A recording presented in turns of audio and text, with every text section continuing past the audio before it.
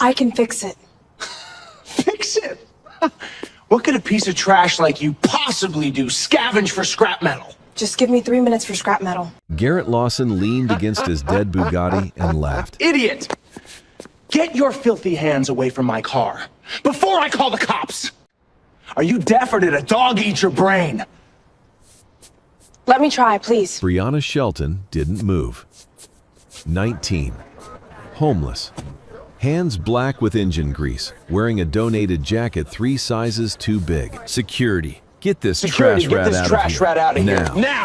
His friend snickered. $3.8 million of dead engines sat in the Beverly Hills sun, and 2 factory specialists had already failed. She knew exactly what was wrong. She'd known since the first cough of the ignition. What happens next will leave everyone speechless with shock. His name was Garrett Lawson. Net worth $4 billion. Forbes list regular. The kind of man who measured people by the price of their shoes. And right now, his $3.8 million Bugatti Chiron sat dead outside the Beverly Hills Auto Club, while the California sun baked every square inch of its custom midnight blue paint. It was supposed to be a perfect Tuesday afternoon. Garrett had pulled up at noon for a private luncheon with investors. Valet staff had lined up at the entrance. Champagne was already breathing inside. Then the engine died. Not a slow fade. A hard, ugly stop. Mid-turn, right at the front entrance, where every member with a window seat could see. Garrett's jaw clenched so hard, the veins in his neck rose. He didn't do embarrassment. He didn't do waiting. He pulled out his phone and made one call. 20 minutes later, 2 factory-certified Bugatti specialists arrived in a white van with company logos on the side. They rolled out a diagnostic unit worth more than most people's cars. Plugged in, ran the full sweep. Every sensor, every module, every circuit, the system came back clean. No fault codes, no error logs, nothing. The first specialist scratched his head. The second one called headquarters in France. Garrett paced the parking lot like a caged animal, barking into his phone at someone who clearly didn't have answers either. "I'm paying you people $300,000 a year in service contracts," he hissed. "And you're telling me nobody knows why my car won't start?" The club manager, a man named Philip Ashworth, came outside with a tray of iced water and an expression that said he'd rather be anywhere else. Members were watching from the lounge.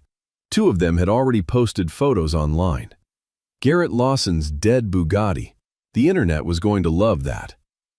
Philip leaned in and whispered, "Mr. Lawson, perhaps we could move the vehicle to the rear lot, for discretion." Discretion? Garrett's voice rose loud enough for the valets to flinch. "I want it fixed, here, now. I don't care if you have to fly someone in from Germany." Philip retreated. The specialists huddled around their diagnostic screen, scrolling through data that told them absolutely nothing useful. One of them pulled out a phone and started Googling. And that's when Brianna Shelton showed up. She came around the corner carrying a brown paper bag. Delivery order for the club kitchen, 3 sandwiches and a bottle of sparkling water. That was her Tuesday. Wake up at the Skid Row shelter before dawn. Pick up gig deliveries on a borrowed bike. Ride 11 miles to Beverly Hills. Drop off food for people who spent more on lunch than she'd seen in a year. She wasn't supposed to stop. She wasn't supposed to look, but she heard it. When the specialist tried the ignition again, the engine turned over for half a second before dying. Half a second. Most people heard nothing in that half second. Brianna heard everything. A faint click behind the intake manifold, a timing gap in the crank rotation, a whisper of fuel where there shouldn't be one. 3 problems, stacked on top of each other, invisible to diagnostics because each one masked the other. She set down the delivery bag, walked toward the Bugatti. Didn't think about the security guard standing 10 feet away. Didn't think about the cluster of wealthy men in tailored suits staring at her like she'd crawled out of a sewer. "Excuse me," she said. "I know what's wrong with your engine, sir. Just give me 3 minutes." Garrett turned slowly, looked at her shoes first, cracked sneakers held together with electrical tape. Then her jacket, gray, faded, 3 sizes too big, donated from a church bin on 5th Street. Then her hands, black with grease, nails chipped, knuckles scarred from years of turning wrenches in parking lots. He didn't see a person, he saw a punchline. "Did you hear that?" He looked at his friends, grinning. "A homeless girl wants to fix a Bugatti." Laughter erupted. Not polite chuckles, full, open, cruel laughter. The kind that comes from people who've never been hungry, never been cold, never been told they were nothing. "Sweetheart," Garrett said, stepping closer, his cologne cutting through the heat. "Two men who trained in Molsheim. That's in France, in case you didn't finish 3rd grade. Just spent an hour with a machine that costs more than your entire bloodline. And you think you, with your little junkyard toolbox, can do what they couldn't?" More laughter. Someone in the back clapped. One of Garrett's friends, a man in a linen blazer with a gold watch thick as a handcuff, pulled out his phone and started filming. "This is going on my story," he said, grinning. "Homeless girl versus Bugatti. Content gold." Another one chimed in. "Careful, Garrett. She might steal the hubcaps." The laughter doubled. Brianna's fingers tightened around the toolbox handle. Her knuckles went white. But her face didn't change. Not a flinch. Not a tear. She'd heard worse. She'd heard worse from people who were supposed to love her. A young club attendant named Nina Wells stood by the service entrance watching. She'd seen Brianna before. The quiet delivery girl who always said thank you, who always wiped her shoes before stepping inside, who once helped Nina carry a broken speaker to the storeroom without being asked. Nina wanted to say something. She opened her mouth, then closed it. She looked at the security guard. She looked at Garrett. She looked at the ground. Nobody spoke up. Not one person. "Security," Garrett snapped his fingers twice. "I told you once already. Get this trash out of my sight. And someone call the real mechanics, not the homeless shelter." The guard stepped forward, hand on Brianna's shoulder. She stepped back. The delivery bag sat on the ground, forgotten. A sandwich wrapper fluttered in the hot breeze. She should have left. Any sane person would have. But she heard the engine try to turn over one more time, the specialist giving it another desperate shot, and that faint click behind the intake manifold rang in her ears like a bell. She knew that sound. She'd heard it 1,000 times in her grandfather's garage. She'd fixed it with her own hands before she was old enough to drive. "Sir," the first specialist said to Garrett, wiping sweat from his forehead, "we're going to need to flatbed the vehicle to our facility. Could be 3, maybe 4 days for a full teardown." 4 days? Garrett's face went dark red. "I have a gala on Thursday. I'm not showing up in a rental. We've exhausted our field diagnostics. There's nothing more we can do here." The second specialist began packing up. The diagnostic unit beeped its shutdown sequence, a small, defeated sound in the heavy afternoon air. Philip Ashworth was already on the phone with a flatbed company. The investors inside had moved to the bar, losing interest. The story was settling into a simple, boring conclusion. Rich man's car breaks down, gets towed, end of story. Except, it wasn't. Garrett kicked the front tire of the Bugatti. $3.8 million. Dead, in front of everyone who mattered. His phone buzzed. A text from his business partner. Saw the photos. Not a great look. He shoved the phone into his pocket and stared at the car like it had personally betrayed him. 30 feet away, pushed back by the security guard, Brianna Shelton hadn't moved. She watched. She listened. Her right hand gripped the handle of a toolbox held together with duct tape, the only thing she owned that was worth anything at all. Inside it were wrenches her grandfather's hands had worn smooth, a voltage tester with a cracked screen that still worked perfectly, and a small flashlight with her initials scratched into the casing. Something was about to happen in that parking lot, something that no diagnostic machine, no factory training, and no amount of money could have predicted. What was it about that engine that 4 certified experts couldn't find? And what did a homeless girl with a junkyard toolbox know that they didn't? To understand what Brianna Shelton heard in that half-second of ignition failure, you have to go back 12 years. You have to go back to a garage with no door on a dead-end street in Watts, where a 7-year-old girl sat on an overturned milk crate and watched her grandfather's hands move inside an engine like a surgeon's. Earl Shelton, 68 years old, retired lead mechanic for Harrington Racing, the team that had won 3 consecutive endurance championships in the late 80s. His name never made the papers. The drivers got the trophies, the champagne, the magazine covers. Earl got grease under his fingernails and a pension that barely covered rent. But every mechanic in the racing world knew his name. When an engine couldn't be saved, you called Earl Shelton. And he saved it. By the time the team folded in '93, Earl had moved back to Watts with nothing but his tools and a Social Security check.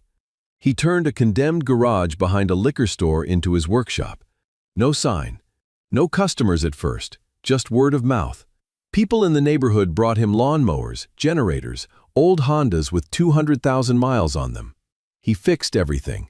He never turned anyone away, and he never charged more than people could afford. Brianna showed up at that garage when she was 7, not by choice. Her mother, Earl's daughter, had dropped her off one morning and didn't come back for 3 days. Then a week, then a month. Then the gaps stopped being gaps and became the permanent shape of Brianna's childhood. Her father had been gone since before her first birthday.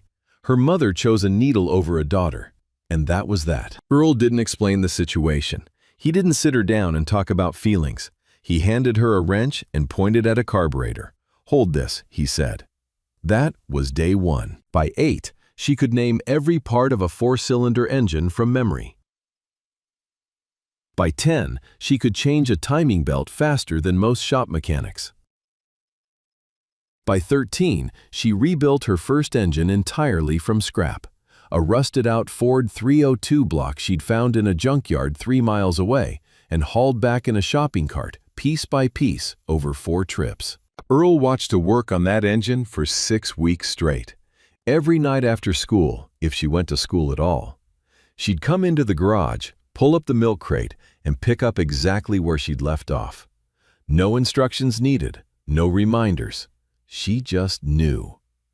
The night she finished it, the night that 302 turned over and roared in a garage with no door on a street with no future, Earl did something he almost never did. He smiled. "You hear that?" he said. She listened. The engine hummed. Steady, clean. An engine never lies, baby girl. Listen, and it'll tell you everything. She carved those words into the inside lid of his toolbox with a flathead screwdriver. They're still there. Earl died when Brianna was 16. Lung cancer. The garage couldn't save him from that. He went on a Thursday afternoon, sitting in the same folding chair where he'd taught her to read spark plug patterns. His last words to her weren't dramatic. He just said, "Toolbox is yours."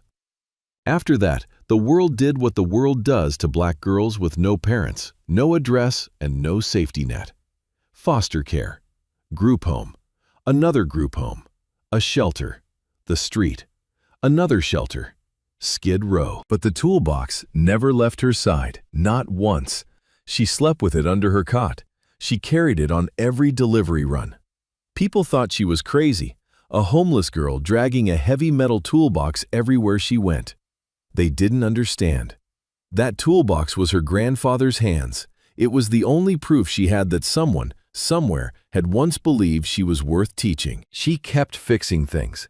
Car batteries in shelter parking lots, generators for food trucks, a motorcycle engine for a woman who ran a mobile hair salon. She never advertised. People just found her. Word of mouth, same as Earl.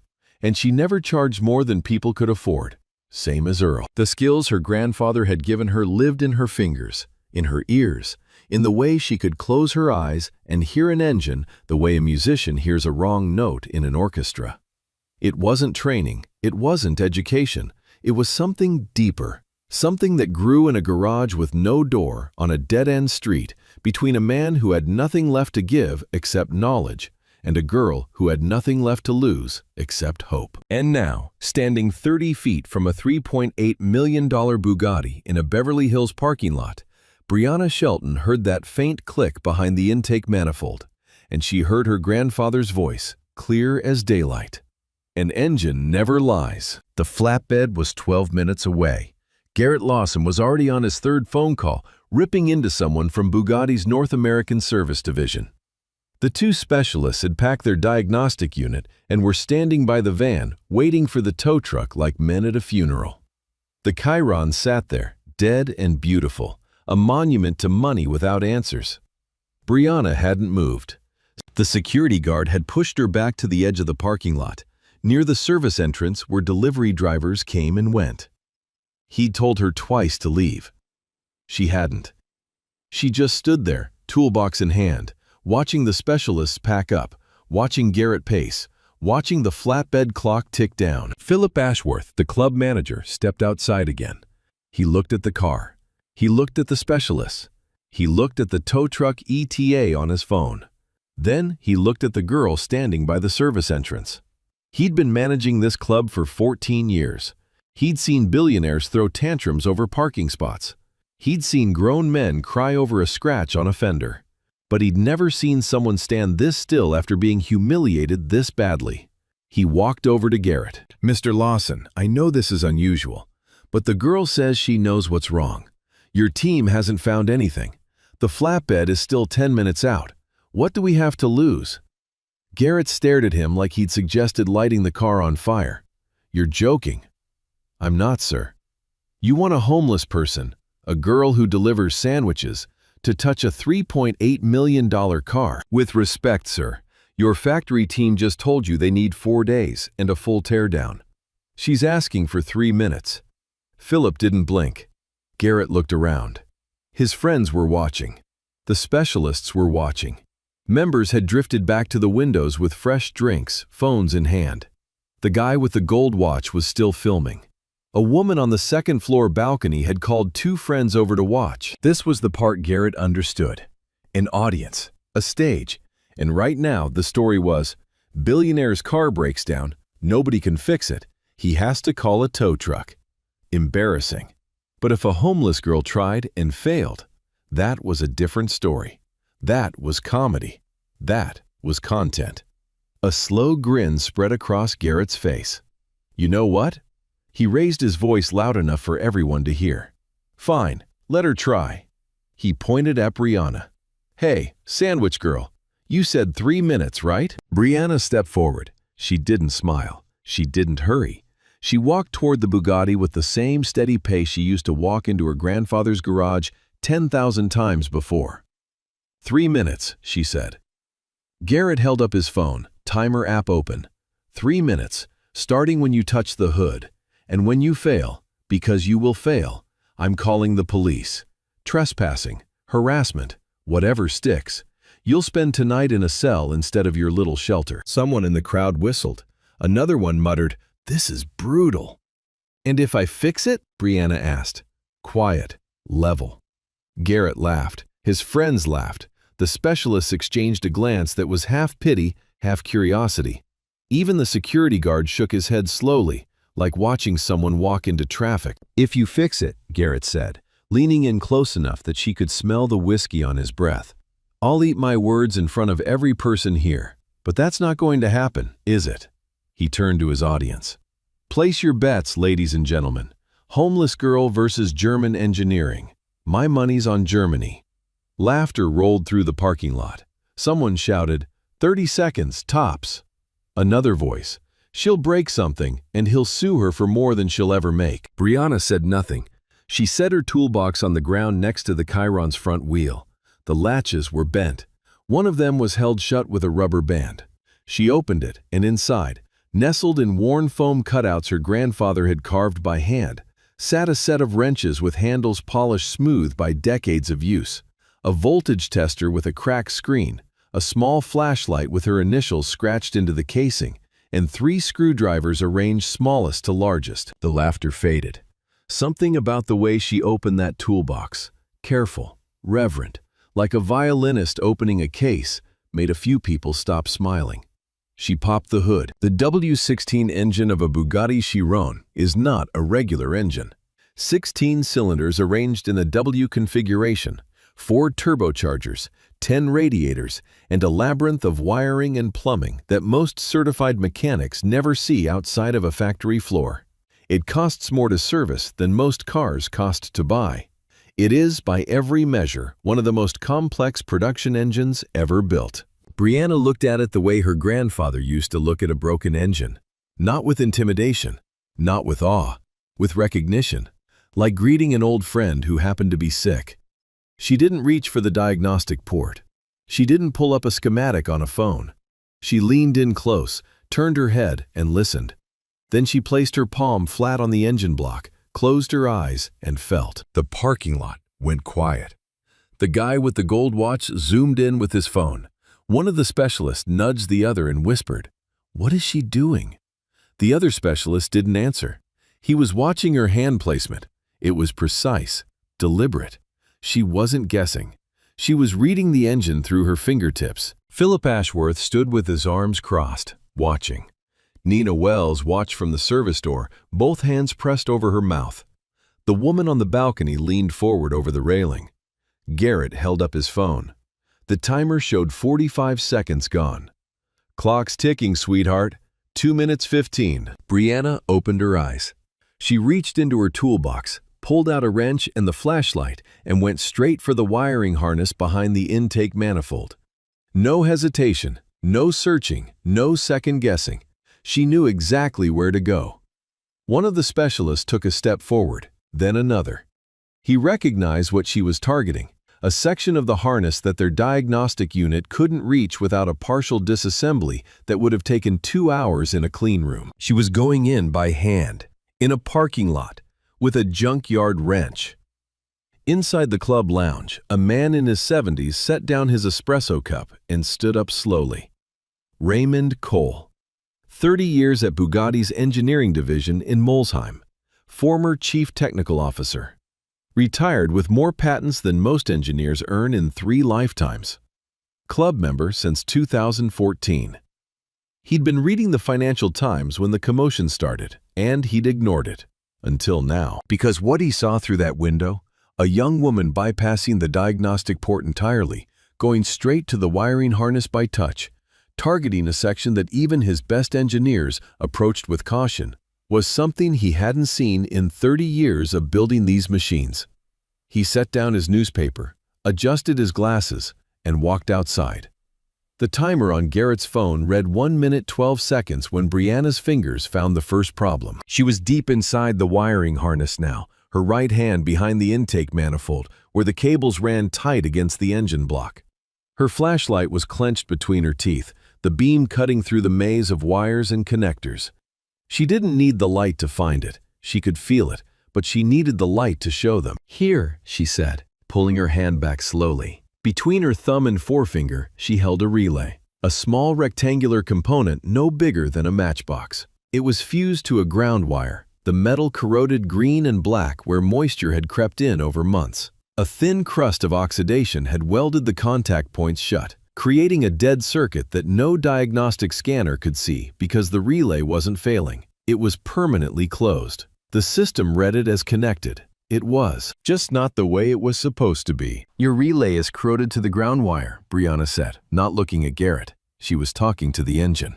The diagnostic reads it as a closed circuit because technically it is, but the signal's not passing through the relay. It's bypassing it entirely through the corrosion bridge. Your ECU thinks everything's fine. It's not. The first specialist stepped closer. He looked at the relay in her hand. Then he looked at his diagnostic unit, still sitting in the van. He'd scanned every relay in the system. Every single one had come back green. Because the corrosion had created a false positive, a phantom connection that fooled the software into thinking the circuit was complete. That's not possible," he said. His voice was quiet now. The mockery had drained out of the air like heat from a room when someone opens a window. "We ran a full impedance check." "Your impedance check measures resistance across the circuit," Brianna said, already reaching back in. "Corrosion bridges can conduct just enough current to pass the threshold. The check says it's fine. The engine says it's not. The engine's right." She disconnected the corroded relay, cleaned the ground wire contact with the edge of a screwdriver, pulled a replacement relay from her toolbox, a generic one, not Bugatti spec, but electrically identical, and clicked it into place. Rerouted the cable to avoid the moisture trap where the original had corroded. 40 seconds. One problem down. A murmur rippled through the crowd.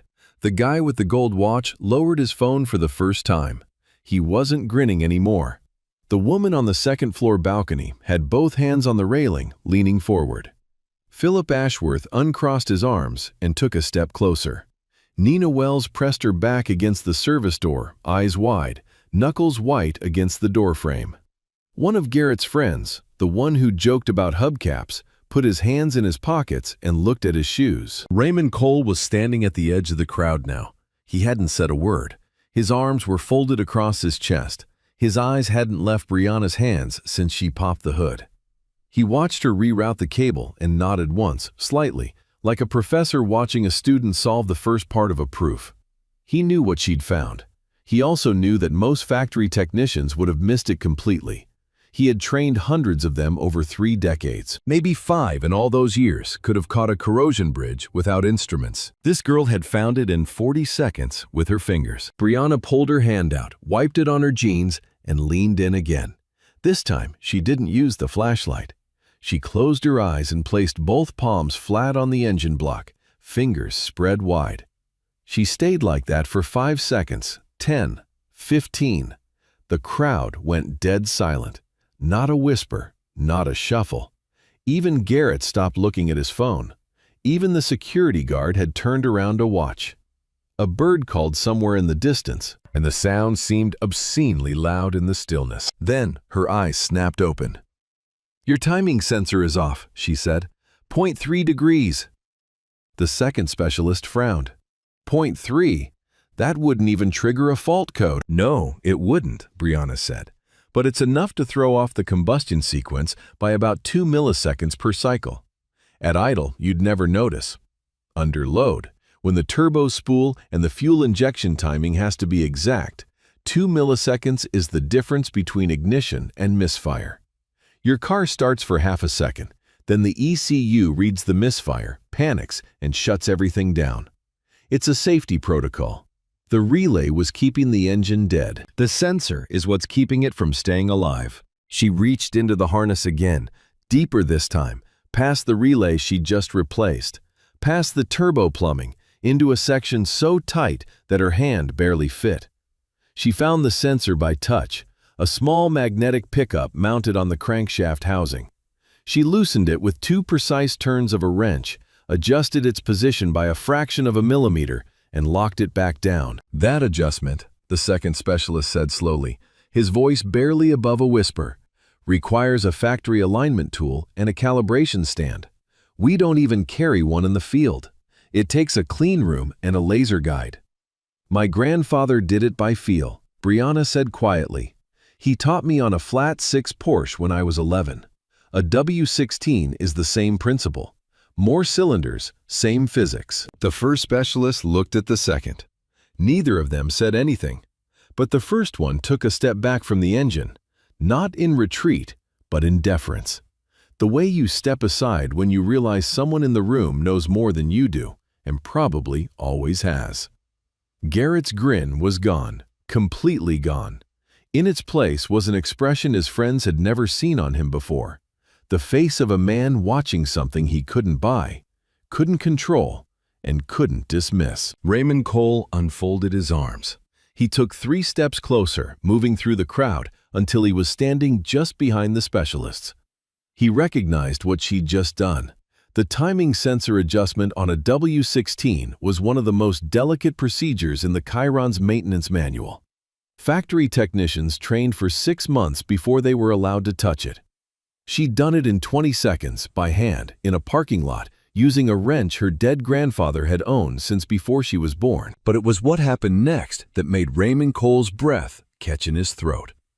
Brianna pulled back from the engine and sniffed. Not a casual sniff, a deliberate, slow inhalation through her nose, her head moving left to right across the engine bay like a hunting dog picking up a scent. She paused, sniffed again, moved her head back to the left. "What are you doing now?" Garrett asked. The condescension in his voice had eroded to almost nothing, replaced by something raw and unfamiliar. Uncertainty, maybe even the first fragile edge of fear. "Fuel," Brianna said. "I can smell it, very faint, somewhere on the high-pressure side." The second specialist shook his head. "We checked the fuel system. Pressure readings are within spec. The pressure is fine when the engine's hot, Brianna said, not looking at him. "But this car has been sitting here dead for over an hour. It's cooled down, and when it cools down, metal contracts." She took the flashlight from her toolbox and held it at an angle, moving the beam slowly across the fuel lines. These were not ordinary fuel lines. In a Bugatti Chiron, the fuel system operates at pressures that would blow apart a standard car's plumbing. The lines were reinforced, shielded, and designed to last the life of the vehicle. Designed, but not guaranteed. Brianna stopped. The flashlight beam held steady on a section of fuel line near the third turbocharger. She leaned in until her face was inches from the metal. "There," she whispered. Raymond saw it at the same moment she pointed. A micro crack, hairline thin, so small it was invisible unless you knew exactly where to look and exactly what angle to hold the light. No scan would find it. No pressure test would catch it at operating temperature because the metal expanded just enough to seal the crack under heat. But when the engine cooled, the crack opened, releasing a microscopic amount of fuel vapor. Just enough to smell if you had the nose for it, and just enough to trigger the fuel system's emergency shutoff if the ECU detected irregular pressure readings at startup. Raymond's face went white. Not pale, white. He knew this crack, not this specific one, but this type of failure. A manufacturing defect in a batch of fuel lines installed in Chirons produced between 2019 and 2021. His engineering team had identified it 18 months ago during an internal review. They'd issued a quiet recall, not public, not urgent, handled through scheduled service appointments. But cars that skip service, cars owned by men who treated their Bugatti like a status symbol rather than a machine that needed care, still had the original lines. He'd written the technical bulletin on that defect himself. He'd argued with the board about making the recall mandatory. He'd lost that argument. And here was the consequence. Found not by a billion-dollar recall program, not by a team of certified specialists with six-figure diagnostic equipment, but by a 19-year-old homeless girl who smelled it. In a parking lot, with her nose. Brianna straightened up. "This one I can't fix permanently here," she said. Her voice was steady, calm, professional. "The line needs full replacement, but I can seal it temporarily. Enough to drive safely to a service center." She looked at Garrett directly, not with anger, not with triumph, with the same flat, honest expression her grandfather used when he told people the truth about their engines. "You should not drive this car hard until that line is replaced. If the crack widens under thermal cycling and the line fails at full boost pressure, you're looking at an engine fire, not a breakdown, a fire, with you inside." Nobody in the parking lot moved. Nobody breathed. She pulled a roll of heat-resistant tape from her toolbox, the same kind her grandfather used to carry for emergency trackside repairs at Harrington Racing, and wrapped the cracked section with 3 precise layers. Clean, tight, even. The kind of wrap that spoke of thousands of hours of practice, of hands that had done this so many times the motion was as natural as breathing. She stepped back from the engine, closed the toolbox latches, one clicking shut, one held by the rubber band. Wiped her hands on her jeans one last time, looked at Garrett. Started. The timer on Garrett's phone read 2 minutes and 51 seconds.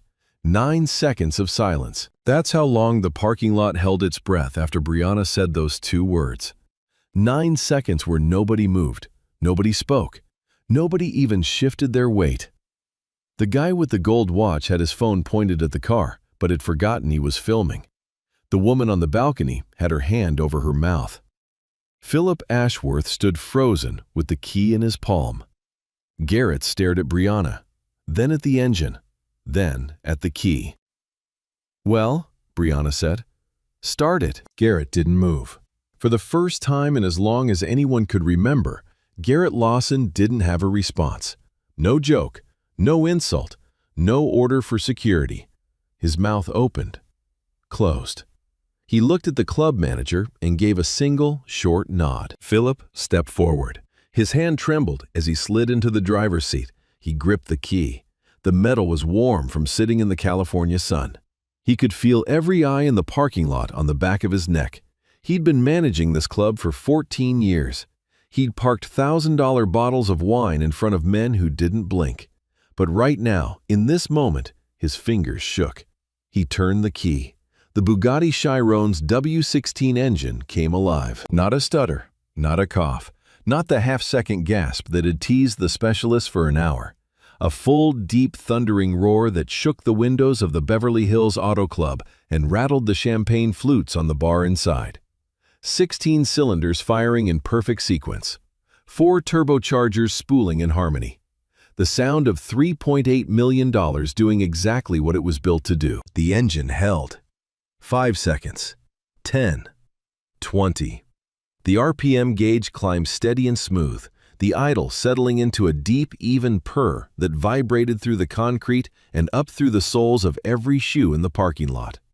The exhaust note was clean. No hesitation, no flutter, just pure, unbroken power. Nina Wells let out a sound that was half laugh, half sob, her hands still pressed over her mouth. The woman on the balcony started clapping, slow at first, almost uncertain, then faster. A valet joined in. Then Philip, still sitting in the driver's seat, his hands shaking now for a different reason. Then one of the specialists, the one who'd said it wasn't possible. The applause spread through the parking lot like a wave, raw, stunned, involuntary. The kind that comes from watching something you didn't believe was possible happen right in front of your eyes. Raymond Cole didn't clap. He stood perfectly still, his hands at his sides, his eyes fixed on Brianna. There was something on his face the crowd couldn't read. The same expression her grandfather wore the night she finished rebuilding that Ford 302 in a doorless garage in Watts. Pride. Not the proud of myself kind. The kind that belongs to someone else's achievement but lights you up because you know exactly what it cost. He stepped forward. The crowd parted without being asked. "Young lady," he said. His voice carried the quiet authority of 3 decades where precision was the difference between a championship and a catastrophe. "My name is Raymond Cole, 30 years as Chief Technical Officer at Bugatti's engineering division in Molsheim." The specialist turned white. They knew the name. Every technician in the Bugatti ecosystem knew the name. "The corrosion bridge you found. I've seen it exactly twice in my career. Both times, it took a full factory teardown to locate. You found it in 40 seconds with your fingers." Brianna stood still, toolbox at her side, grease on her jeans. She didn't speak. The timing sensor offset requires equipment that costs $80,000 and 6 months of certification to operate. You did it with a wrench and your fingertips, by feel alone. He stepped closer. His voice dropped, and when he spoke next, it wasn't for the crowd, it was for her. "The fuel line micro-crack." He stopped, took a breath. "I wrote the technical bulletin on that defect. I identified it 18 months ago. We issued a quiet recall. Not enough cars came in. I argued with the board to make it mandatory. I lost that argument." His eyes held a year and a half of frustration. "You just found in 2 minutes what my entire recall program hasn't caught in 18 months. And you found it with your nose." He turned to face the crowd. His voice rose. "This young woman has a gift that no university can teach, no certification can measure, and no amount of money can buy.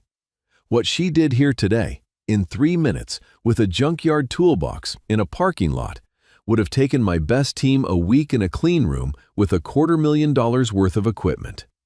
He turned back to Brianna. "I don't know where you come from, but I know what I just saw. And I haven't seen hands like yours since the best mechanic I ever worked with retired 20 years ago." Brianna's jaw tightened, her eyes glistened, but she didn't cry. She held her toolbox a little tighter, the one with her grandfather's words scratched inside the lid, and gave a single, small nod. The first crack in her composure all day. Phones were out everywhere. The guy with the gold watch was already typing a caption, his mockery pivoted to stunned admiration. The specialists stood with their arms at their sides, 6-figure diagnostic equipment packed and useless in their van behind them. And Garrett Lawson stood alone by the driver's side door of his perfectly running Bugatti, his face the color of ash, watching a homeless girl receive the ovation he'd spent $4 billion trying to buy. Brianna picked up her toolbox and turned to leave. No bow, no speech, no waiting for applause to finish. She had a delivery bag on the ground somewhere and a shift that wasn't over. Fix the thing, move on. That was her life. Raymond Cole caught up to her before she reached the service entrance. "Wait," he said. Not a command, a request. From a man who wasn't used to making them. Brianna stopped and turned. "Where did you learn to do that?" "My grandfather." "What's his name?" "Earl Shelton." Raymond went still. The kind of still that comes when a name you haven't heard in decades hits you in the chest like a fist. He blinked twice. His hand came up slowly and touched his jaw. "Earl Shelton," he repeated quietly. "Harrington Racing, lead mechanic, 1978 to 93. Brianna's eyes widened. "You knew him?" "I never met him, but every engineer at Molsheim knew his reputation. When Harrington won 3 consecutive endurance titles, the drivers got the trophies, the magazine covers, the champagne showers. The engineers knew better." He paused. "That team ran on Earl Shelton's hands, nobody else's. I heard he passed a few years ago. I'm sorry." Brianna nodded. Her grip on the toolbox tightened until her knuckles went pale, then slowly relaxed. "Those are his tools," Raymond said. It wasn't a question. "Yes, sir." He looked at the toolbox. Duct tape, bent latches, rubber band. Then at her hands. Scarred, grease darkened, steady. Then at her face. He saw something most people missed entirely. Not desperation, not anger, not the blankness that years of sleeping in shelters stamps onto a person. He saw focus. The same quiet, relentless focus he'd spent 30 years searching for in young engineers and almost never found. "I run a private R&D workshop," he said. "Small team, advanced engine development. We work on things that haven't been built yet." He reached into his jacket and pulled out a card. "I'd like you to come in, not as a visitor, as a technician. Full sponsorship, training, certification, salary, everything you need." Brianna looked at the card. Her hand didn't move. "I'm homeless, Mr. Cole." "I know," he said. "That's not what I asked about. I asked about your hands." For the first time all day, Brianna Shelton's composure broke. Not dramatically, not with sobs or collapse. Her chin dipped. Her eyes closed. 1 breath, 2. And when she opened them, they were wet. She took the card. The video hit the internet before Brianna had even left the parking lot. The guy with the gold watch? His name was Trevor Caldwell. Influencer. 2 million followers, always looking for content, had uploaded the entire thing to his story while the applause was still echoing. Unedited. 8 minutes of Garrett Lawson calling a homeless teenager a street rat, a piece of trash, threatening to call the police on her, laughing while his friends filmed. And then 3 minutes of that same teenager making his $3.8 million Bugatti roar back to life, while 4 certified experts watched in silence. The internet did what the internet does. By midnight, the video had 3 million views. By the next morning, 14 million. By the end of the week, it had been reposted across every major platform, translated into 11 languages, and watched over 40 million times. Hashtag Justice for Brianna trended for 3 consecutive days. News outlets from CNN to the BBC picked it up. The clip of Raymond Cole, former CTO of Bugatti, publicly declaring that a homeless girl had outperformed his entire engineering legacy, became the most shared automotive clip of the year. And then the consequences came for Garrett Lawson. Not all at once. Karma doesn't work like that. It works like water through a crack. Slow, steady, and impossible to stop once it starts. First, the sponsors. Garrett's technology company, Lawson Dynamics, had 2 major partnerships tied to his personal brand. Both companies issued statements within 48 hours. Lawson Dynamics' values no longer align with our brand identity. Corporate language for, "Your face is toxic and we're done." 2 contracts worth a combined $92 million. Gone. Then the club. The Beverly Hills Auto Club's board of directors held an emergency meeting 3 days after the video went viral. Philip Ashworth presented the footage. The vote was unanimous. Garrett Lawson's membership, a platinum tier he'd held for 6 years, was revoked. His locker was emptied, his parking space reassigned. The letter was delivered by courier. He wasn't even allowed inside to collect his things. Then the board. Lawson Dynamics investors called for a leadership review. Not because of the engine, not because of the money, because the video showed something investors hate more than losses. A man who couldn't read a room, couldn't control his mouth, and couldn't recognize talent standing right in front of him. The review wasn't public, but the rumors were. Garrett's grip on his own company was slipping, and everyone on Wall Street knew it. He went on television, a carefully staged interview, suit pressed, teleprompter loaded. He apologized, said he was deeply sorry for the pain his words caused, said he had learned a profound lesson about judging others. His PR team had written every word. His eyes said none of it.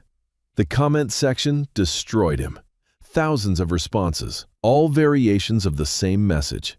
You're not sorry you said it. You're sorry it was filmed. But here's what the internet didn't see. It didn't see Nina Wells quietly leaving Garrett's tip on the counter and walking out of the club that same week, taking a job at a garage in Pasadena where the owner didn't care what color your skin was. It didn't see the first specialist, the one who'd said that's not possible, going home that night and signing up for an advanced diagnostics course because a 19-year-old girl had made him question everything he thought he knew. It didn't see Philip Ashworth framing a photo of Brianna's junkyard toolbox, taken by a valet during the commotion, and hanging it in his office behind his desk. The world saw justice. The world saw karma. But the real change, the quiet kind, the kind that lasts, happened in the spaces the cameras never reached. 3 weeks later, Brianna Shelton walked through the front door of Raymond Cole's R&D workshop in Pasadena. Not the service entrance, not the delivery dock, the front door. She wore clean coveralls with her name stitched above the pocket. Her hands were still rough, still scarred, still marked by years of grease and grit. She carried one thing from her old life, the toolbox. She set it on her workstation, a bench with her nameplate on it. She opened the lid. The word scratched inside caught the overhead light. An engine never lies. Listen, and it'll tell you everything. She picked up her grandfather's wrench, and she got to work. If you believe skill matters more than status, drop a comment below. Share this with someone who's been underestimated. And subscribe. Stories like this aren't done yet. Yo, whatever your grandparents taught ya, that's gold, Fru. Don't let life make you forget it. The lessons from people who raised her with nothing but love and skill, that's the inheritance no degree, no system, no broke moment can take from her. Honor it, use it,